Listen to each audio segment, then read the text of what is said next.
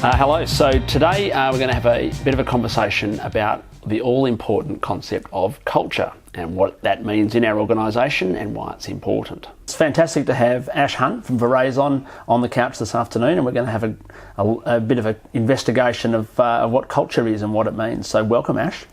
Thanks, Dan. Great to be here. Tell us a bit about what is culture and why is it important? Yeah.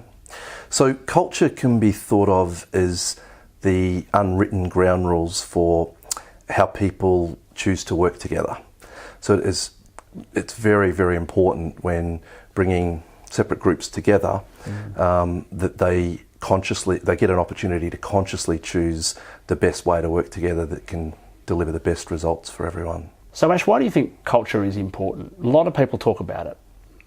I think one of the reasons culture is so important is because it gives us a sense of how well people cooperate together in the workplace, and also how individuals and groups are going to deal with conflict, and right. Conflict being a really necessary part of any high-performing team.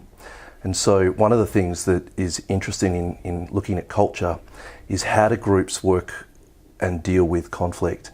And most of the time workplaces have this thing happening which is called artificial harmony. Right. So lots of people that we've been doing these kind of road shows have got a sense of this red, green and blue. Okay. And the green is really a passive way of interacting with each other. It's a way that we don't want to upset each other, we just want to avoid conflicts. That would be that artificial harmony. And that flip side is the red side of things, where people can be quite aggressive in the way that they approach dealing with conflict. And that could be well-intentioned. It's like, I know the best answer, so just do it my way and things will be fine.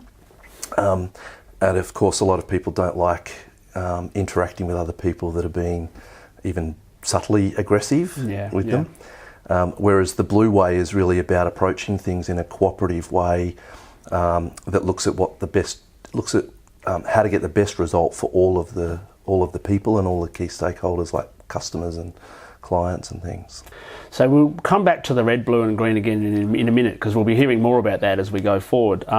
But you also mentioned the groups you've been catching up with. You've been out and about listening across our whole organisation, and we're really interested in that feedback. But why don't we start with the Pulse survey, which was about 5 or 6 weeks ago now, and I believe we've got some pretty good results. So why don't you talk us through what we found? Yeah, absolutely. Well, first thing to say, there was a really good response rate. Right. So I think around about 311 people filled in the surveys that we got back, and the results on the whole were absolutely fantastic. So the average score for MergeCo was 7.72 out of 10. Right.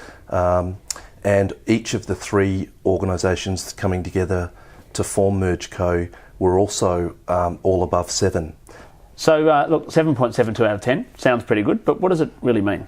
7.72 in the first instance is a really, really promising result. Right. To get towards 8 would be a transformational type of culture that gives... it means that people are getting along really, really well. They're not shirking away from conflict, and they're actually producing terrific services and results for their customers. And that sort of result is an absolute credit to the leaders and managers across our organisation, and people at every level taking responsibility for their work and how they get on. So it's fantastic. So we asked 3 questions. Could you break it down a bit for us? Yeah, sure. So the first question related to how happy people felt at work. That was a very strong response. People felt it was approximately 260 to 270 people out of the 311 people who responded either agreed or strongly agreed with being happy at work. The second question related to how well informed people felt they were regarding the merger. And again, that was quite high. So around about 215 out of the 311 people felt they either agreed or strongly agreed with that. The third question that people were asked related to how supported they felt they were in dealing with and addressing problems. And again, that was a very strong response. It was 260 out of the 311 either agreed or strongly agreed that they felt supported in dealing with problems in the workplace. So there's some great feedback there, but also some areas to work on. You got some other comments both through the survey and in your travels around the countryside. Tell us a bit about what those themes have been. As to be expected, quite a few people relayed to us that they still feel uncertain about their careers and their roles. That would happen, that would be natural in any merger. And I think people love their jobs and love their workmates so much that it adds a little bit of anxiety to their level of uncertainty. Right. So getting more information, or as much information as they possibly can, to reassure people is something that they're looking for. The second thing is that people are saying they're itching to really learn more about the new services that have been added to MergeCo, Right. so that they can actually cross-refer and just help the people that they work with currently even better.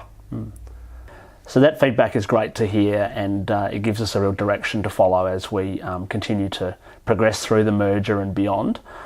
So thank you. It's just fantastic to have you helping us through this process and supporting all of us in this transformation. Fantastic. Thanks, Dan.